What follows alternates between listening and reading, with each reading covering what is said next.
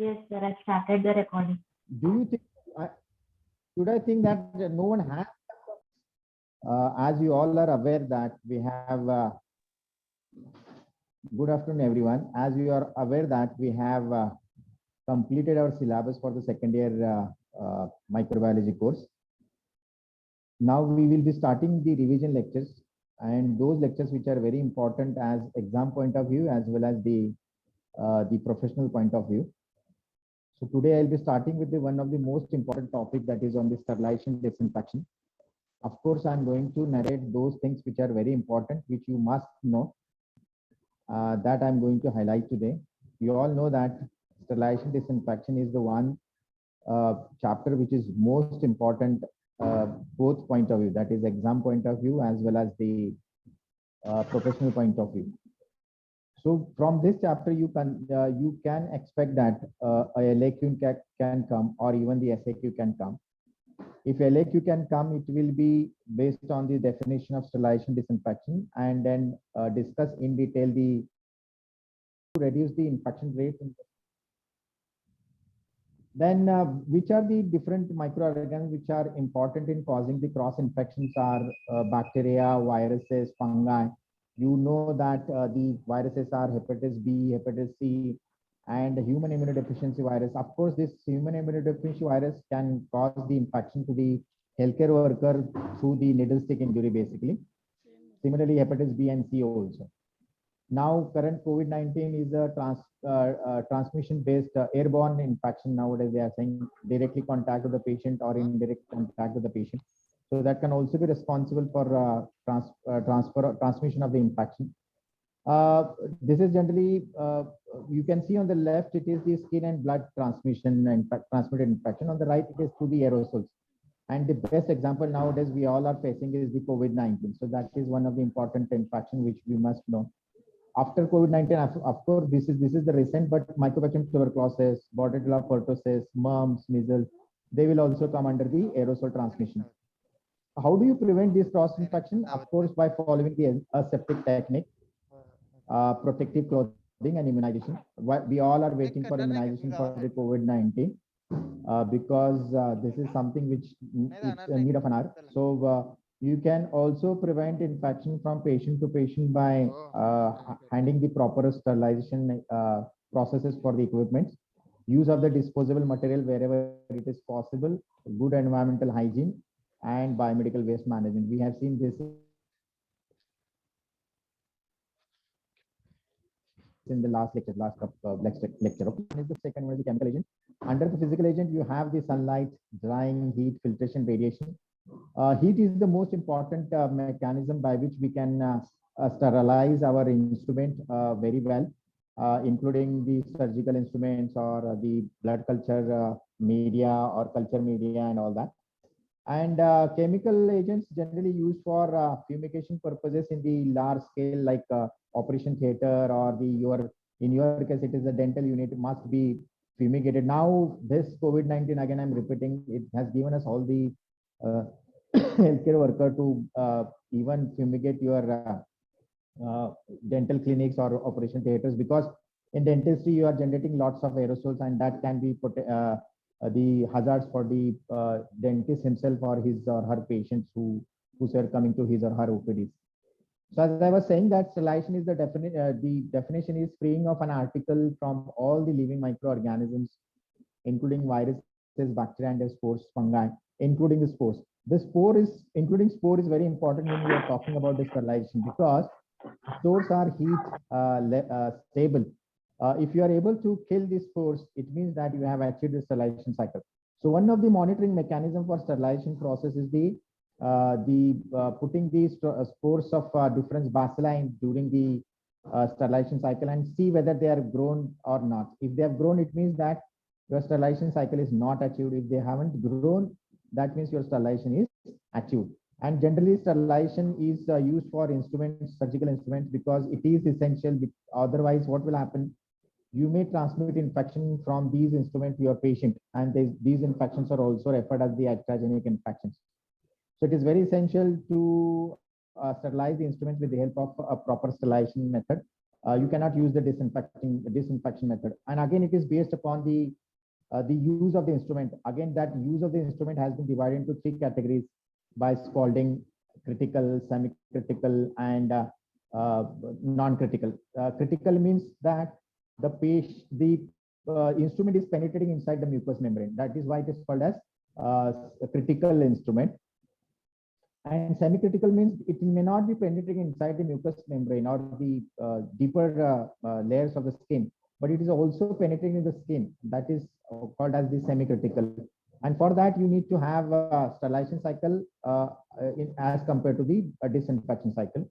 And in non-critical items such as the BP apparatus or the thermometer, you don't have to sterilize them because they are not penetrating the mucous membrane of the skin layer. Okay, so that is why we need to just use the disinfecting with the simple spirit or any disinfecting agents which you have in your clinics and in your hospitals. Okay. And the most important method under the sterilization is the heat. As we have discussed already about the heat, then ionizing radiation, filtration. Filtration is generally used for sterilizing the vaccines or the antibiotics, because if you go for sterilization of these antibiotics and the vaccines, it may get deteriorated. So we don't go for the heat method for the sterilization of serum and antibiotics. We generally go for the filtration, and filtration we generally withheld all the bacteria, fungi, parasites, but they can pass the viruses. So viruses can pass these filtration. So it is not the desirable method for a sterilization of the even antibiotic, but there is no other alternative. You will have to test the antibiotics for the presence of any bacteria and all that. Okay. And then further QC check is always there for this. Then there are certain gases which we use for sterilization of the atoms which are not tolerating the high heat or heat, basically, that is temperature. Now coming to the disinfection, there is only one difference between the sterilization and disinfection, is that in disinfection, it does not necessarily kill the spores. We are not ensuring that spores are killed. If they get killed, it is okay, but they don't get killed because of the disinfection, because that much heat we do not generate in the disinfection. General disinfection is carried out with the help of chemical agents. So that is why it is not best method for the sterilization of surgical instruments, basically, because you are not sure the bacterial spores have been taken care of. Okay, so that is why what you will sterilize with the disinfection then, generally the bedpans, eating utensils, thermometers, or the BP apparatus which does not penetrate the mucous membrane of the patient. Okay, so this is the basic difference between the sterilization and disinfection. How will you decide which method we have to use? That is also called as choice of method, and it depends upon the nature of the atom to be treated. As example, if you have a surgical blade which is going to be used for cutting the section or taking a slit, that time you have to use this the sterilization cycle instead of the disinfection cycle, because it is going to penetrate inside the patient body mucous membrane. And of course, the second most important reason why we have to consider the choice of method is based upon the likelihood of microbial contamination. If I'm using the surgical instrument on the GI tract, the gastrointestinal tract, where the microorganism load is too high, so your instrument will also get lots of microbial load onto the instrument. So you have to go for the sterilization cycle. Then, of course, the third important aspect is the risk of transmitting infection to the patient or the staff in contact with the atom. It is very essential. That is also be taken into consideration. And as I told you, you have to divide this group into the high risk, intermediate, and low risk, and based upon the use of the instrument. What are the different factors which are increasing the resistance? See, the species or strains of microorganisms. Now, probably you are hearing about the COVID-19. It is the most important example to consider when we are taking care of the sterilization and disinfection practices. If you do not have these practices in place, what will happen? You may transmit infection from your instrument to your patient or yourself also. So that is why it is very dangerous, and you must have the sterilization disinfection practices in the place. Okay. Physiological state. What do you mean by physiological state? It means that the bacteria either are in the vegetative state or in the spore state. If they are in the spore state, you need to go for the sterilization cycle because spores are heat resistant. They can tolerate the heat up to 65 to 70 degrees Celsius, which is a quite high temperature. So that is one of the monitoring mechanism whether your sterilization has been achieved or not. Okay. So physical state is also important. If it is a vegetative cell, it will get killed within 40 to 45 degrees Celsius within half an hour also. So that is very important when we are talking about the different factors which are influencing the resistance of the bacteria to the sterilization and disinfection. Ability to form the spores, which I already mentioned now.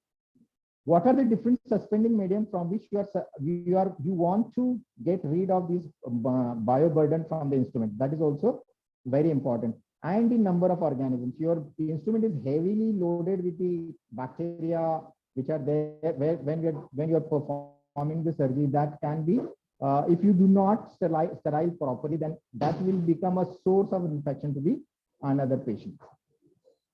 Okay, in the sterilization cycle, as I told you, filtration, drying, and all that are also important, but most important is the heat. Again, in the heat, there are two types. One is the dry heat, another one is the moist heat. Again, in the dry heat, we don't go for the sterilization of surgical instrument because the dry heat will not penetrate inside the pack evenly. So you have to go with the moist heat. And why moist heat? Moist heat has a capacity to penetrate inside the pack. It will go to the individual atom in the pack and will take care of all the microorganisms which are present on the instrument. So always remember, whenever we are going to sterilize the surgical instrument, you must go for the moist heat sterilization method and not the dry heat sterilization method. It doesn't mean that we don't use the dry heat sterilization method. We use dry heat sterilization method when we are when we want to apply the sterilization cycle for the glasswares. When glasswares are used, you just go for the dry heat sterilization method. And the best example is the hot air oven. Of course, I'm not going to narrate all the methods under the dry heat sterilization method. I'm going to narrate only about the hot air oven because that is the most important mechanism by which you can sterilize the. You can also sterilize the surgical instrument, but that is not the best method for sterilization of the surgical instrument. But of course, the oils or paraffins which we use in the orthopedic surgeries and all that can be sterilized with the help of hot air oven. And glasswares, of course, which we are using for the preparation of the media. Okay, I think probably the next slide I have that hot air oven, but this slide is talking about the sterilization by the moist heat. Again, in the moist heat, you have 3 different levels. One is the below 100 degrees Celsius, second one is the at 100 degrees Celsius, and third one is the above 100 degrees Celsius. What do you mean by that? You are buying milk packet for your use at home. Whenever you see that packet, it is written pasteurized milk. What does it mean? It means that the milk which you have been bought just now is sterilized with the help of pasteurization method. And it is under 100 degrees Celsius, not at 100. At 100 degrees Celsius means that it is a boiling. So this sterilization cycle below 100 is achieved by maybe 63 degrees Celsius, 72 degrees Celsius, or maybe 85 to 86, 80 to 85 degrees Celsius. Okay. So that is why it is referred as below 100 degrees Celsius. And in the pasteurization, again, there are 2 methods. One is the Holzer method, which is utilizing 63 degrees Celsius temperature for half an hour.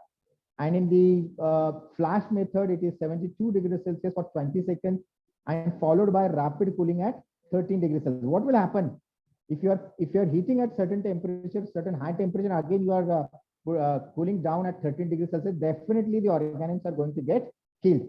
When we use the flash method, generally flash method is used for those atoms which are rare, which is single, and during surgery, if you have by mistake come to know that it is got contaminated, you need to go with the flash method. Okay, otherwise do not use flash method as a routine method. Okay, flash method is used only in the emergencies. What is the example of at 100 degrees Celsius? At 100 degrees Celsius, the example is the boiling point, and that is 100 degrees Celsius temperature.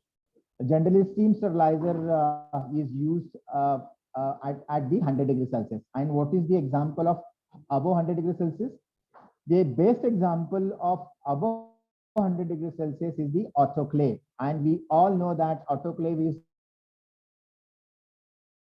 used to sterilize, has a capacity to kill the microorganisms, including spores. Okay, this is the example of the method at 100 degrees Celsius. After boiling, the second method is tyndallization. What do you do in the tyndallization? We heat, we boil the whatever the media or whatever is there in the tyndallization method at 100 degrees Celsius for 20 minutes for 3 consecutive days. Now, what is the purpose of having 3 consecutive days? It is used to, that the rest of the day is used for allowing the vegetative, the spores to germinate into a vegetative form. What will happen in the next day? When again you are having that cycle, you are ensuring that the spores which have been converted into a vegetative cell will get killed. This is the, whenever you are attempting the LAQ or SAQ, you must draw the diagram in the microbiology. And if you use the drawing with different color pencil, it will have a good impression. Even if you draw with the lead pencil, doesn't matter, but diagrams are very important. You will get more marks if you draw a neat level diagram. Okay, so this is the autoclave diagram. You can see here, very simple. You can draw while you are attending the question. Okay, this is also important. How are you going to ensure that your sterilization cycle is achieved? You will have 3 different methods for knowing the monitoring of sterilization cycle is achieved or not. One is the physical method. What do you mean by physical method? Physical method is nothing but you are actually monitoring the time and temperature and writing down in a register. Say, for example, I have started the autoclave at 10 o'clock. To reach 121 degrees Celsius, it requires 45 minutes. So 10:45, you will reach the 121 degrees Celsius. And what is the holding time? It is 15 minutes. That means 10:45 to 11 o'clock. And after that, to cool down, to bring down the temperature of autoclave to the room temperature, or at least 50-60 degrees Celsius, you will have to wait another 45 to 60 minutes. So the total amount of time required for completion of a sterilization cycle is 2 hours. So if your subordinate is not performing the sterilization cycle in 2 hours, and if he or she is manipulating the time, how will you come to know? So you will have a greater version of monitoring method, that is the chemical method. Now, what do you understand by the chemical method? There are certain companies which has manufactured the chemical indicators in the form of a paper. When you keep those paper in the sterilization or in the autoclave, and once your autoclave is achieved 100 degrees Celsius, that time the color of the chemical indicator will change from certain color to certain color. This is what is indicating that 100 degrees Celsius has been achieved. Now, what is our time and temperature? It is 121 degrees Celsius. So how will you bring that 121 degrees Celsius? Above 100 degrees Celsius, you cannot increase the temperature, right? So what is the principle of autoclave? When you are generating the heat and when you are generating the steam, that time you have to close the system. When the steam rises, then temperature will also, the pressure will also increases. When pressure increases, the temperature will also increase. It is directly proportional to the temperature. So pressure increases, temperature increases. I think I have told you this. Whenever you feel angry or something like that, you need to vent out. If you don't vent out, what will happen? You will burst on someone else. Okay. So similarly, your pressure is increasing. At the same time, you have to release that pressure. So probably you might have seen in your kitchen when your mother is preparing the rice and she has kept in a cooker. She sees that there are three whistles only. If it goes beyond 3 whistles, it will chart. Or if it doesn't whistle at all, it means that it is going to burst out. So always remember your extra pressure must be removed once your temperature is achieved. So remember, the principle of autoclave is based upon the steam under pressure will increase the pressure, and simultaneously it also increasing the temperature. So what is our temperature for autoclave? It is 121 degrees Celsius. So it means that Above 100 degrees Celsius, if you want to increase the temperature, you need to increase the pressure. Okay. Then, okay, here I was talking about the one, this, the dry heat method sterilization incineration. Nowadays, you might have heard that the patient who is positive for COVID-19 are directly taken from the hospital to this Smashan Bhumi, right? Vaikuntha. Okay, why? Because there are chances that the dead body might, impact the person who are handling the dead body. So they're not taking any chance. Where are they taking? So incineration is not the method of sterilization. It is the method of destruction. Always remember this. Though it has been referred under the sterilization by the dry heat, but it is not a sterilization. It is the destruction. So why do we use this destruction method? Whenever the patient is dying with a highly infectious virus or bacteria, you need to destroy that body immediately. And so incineration will come under dry heat method of sterilization, but it is actually a destruction method. Most important is the hot air oven. I think probably I have a diagram also. Let's see in the next few slides. Okay. What is the mode of, no, I don't think I have the diagram for the dry heat method, that is hot air oven. You can see from your book, you have in the Anant Narayan or any other book which you are using like Baveja, you will be seeing those diagrams. Okay. Now coming to the chemical disinfectant. What is the mode of action of the chemical disinfection? Protein coagulation. Similarly, moist heat method, what it does?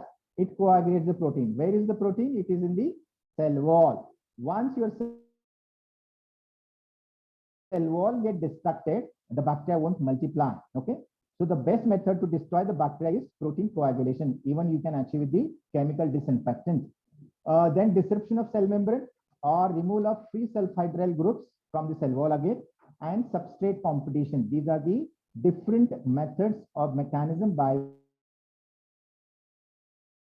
which the disinfectant can work.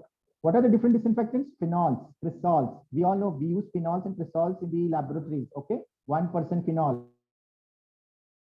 Halogens, chlorine and iodine compounds, they are bactericidal and sporicidal. Halogens are sporicidal, but you are not sure that you are going to get the activity of killing the spores. Action is very rapid. And the halogens, you can use the hypochlorite solution, organic and inorganic chlorines. Okay, metallic salts can also be used like mercury and silver. Silver is a little costly, we don't use routinely, but nowadays in the medicine we are using those the tubings which have been kept for now, you know, in COVID-19 you require BiPAP and all that. Those tubings are coated inside with the silver nitrate or mercury also. These are the best metallic salts which can kill the microorganisms. You can see here 1% silver nitrate is instilled in the newborn babies for the prophylaxis of the gonococcal ophthalmia. If mother is positive for gonococcal infection, her child will get the gonococcal infection. What do we do then? We just instill the 1% silver nitrate, aldehydes, formaldehyde and butylaldehyde cycle. Okay. Then alcohols, ethyl alcohol, isopropyl alcohol, and the concentration is generally 60 to 70%. And then dyes, there are certain dyes which can also be used under the disinfecting agents like aniline dyes and acridine dyes. Brilliant green, Manachit green, which is used in the preparation of Lowenstein Jensen medium. Okay. Then there are vapor phase disinfectants like ethylene oxide and formaldehyde. Ethylene oxide is also called as ethio, which is used to sterile the low, what you can say, the heat sensitive instruments such as the plastics generally can be sterile with the help of ethylene oxide. Then there are surface active agents such as quaternary ammonium compounds, which can also be used to sterile the different instruments which are heat sensitive. Generally, these are the alternatives for the heat sensitive resistance. Scopes, bronchoscope, proctoscope, all these scopes are heat sensitive. So we generally use the disinfecting agents. Now in this table, you can see different chemical disinfectants and their functions and the examples of the disinfectant. You can see here the surface active agents, and the examples are quaternary ammonium compounds, twin AP, soaps and fatty acids. Then in the phenols, you have phenols, cresols, etc. Then organic solvents, you have the chloroform. And acids and alkalis, you have the organic acids, hydrochloric acids, and sulfuric acids. We don't use this as a commonly in the lab, but they can also act as the disinfecting agent. Then heavy metals, copper, silver, mercury, dyes, acridine orange, acryflavin, etc. Then alkylating agents like formaldehyde, glutaraldehyde, and then gases, ethylene oxide, formaldehyde, beta-propylactone. In alcohol, you have ethyl alcohol, isopropyl alcohol, methyl alcohol. Generally, they use as a common disinfecting skin antiseptic agent, surface disinfectant. You can use for cleaning the thermometers. You can use to clean the cabinets, incubators, for killing the fungal spores. And the concentration is 70%. And in the metallic salts, you have the mercury compounds, and that is used for skin antiseptics, or also can be used as a surface disinfectant, and the concentration is 0.1%. Okay. Then you have the silver nitrate, copper, that can also be used for as a fungicides or antiseptics, and the concentrations are 1% and 2 per meter.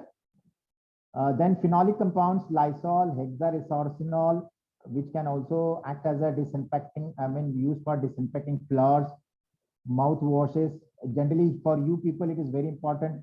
Chlorhexidine is used for mouth washes for the patient going for the oral diseases to the dentist, and the concentration is 0.5, not 5%, and 5% is very high concentration. It's just given the range.